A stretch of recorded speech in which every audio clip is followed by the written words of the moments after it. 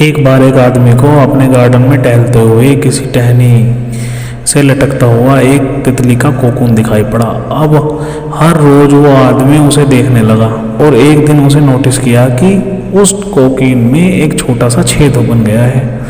उस दिन वो वहीं बैठ गया और घंटों तक उसे देखता। उसने देखा कि तितली उस होल से बाहर निकलने की कोशिश कर रही है, पर बहुत देर तक प्रयास करने के बाद वो उस छेद से नहीं निकल पाई और फिर वो बिल्कुल शांत हो गई, जैसे मानो कि उसने हार मान ली हो।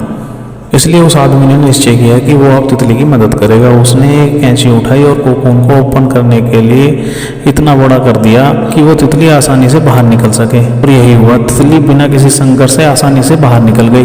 तो उसका शरीर सूजा हुआ था और पंख सूखे हुए थे। वो आदमी तितली को यह सोचकर देखता रहा कि वह किस वक्त अपने पंख फैलाकर उड़ने लगेगी, पर ऐसा नहीं हुआ। लेकिन हुआ इसका बिल्कुल उल्टा। तितली कभी भी उड़ नहीं पाई और उसे अपनी बाकी की जिंदगी इधर उधर घसीटते हुए बितानी पड़ी। वो आदमी अपनी दया और जल्दबाजी में यह समझ नहीं पाया कि दरअसल कोकून से निकलने की प्रक्रिया को ही प्रकृति ने इतना कठिन इसलिए बनाया है ताकि ऐसा करने से तितली के शरीर में मजबूती और उसके पंखों में तरलता पहुंच सके और वो छेद से बाहर निकलते ही उड़ सके।